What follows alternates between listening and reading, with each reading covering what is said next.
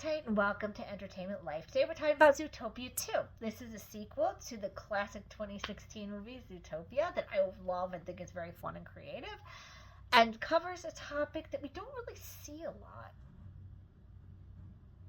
which is racial profiling. So I thought this would at least be, a somewhat decent movie. Sadly, it was not. This sequel is terrible. Oh my god, this was one of the most boring cliche things I've ever seen because, and I'm going to spoil it this really hard because I have to give some stuff away to make you understand how terrible this is. Alright, of course the Lynx family are evil and hiding a secret scandal from 100 years ago. Because every franchise movie that has some sort of scandal or political thing involved in it does that. They all do it. Of course, the snakes were the good guys, because snakes are usually seen as untrustworthy. So of course they're going to be the good guys, because they're the ones that are being framed for the stupid scandal. So of course they're the ones that didn't do it. Of course they're not. And of course Gary the Snake is completely fine. He's just trying to clear his name. Of course that's what that is. Because, yes. Because we've seen this a billion times in every single movie. Maybe not in animated Disney movies so much, but we've seen it a lot. I've seen it a lot.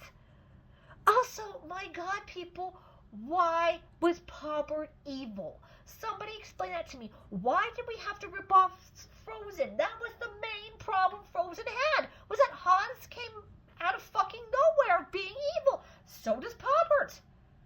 Even when I suspected he might be, it still got overshadowed by all the good things he was doing. So what the fuck, people? Why are we doing this? Why do we keep doing this? And also, I'm sorry, but for a comedy, this is not very funny. It's just not.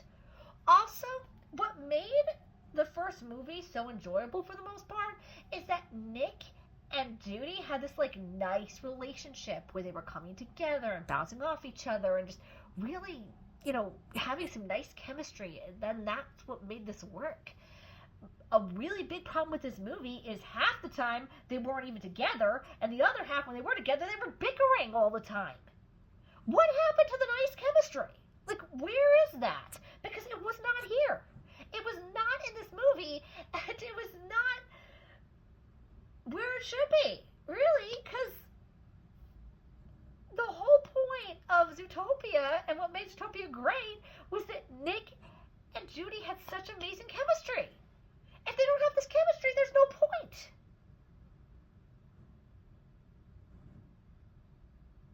And honestly, I can't recommend this.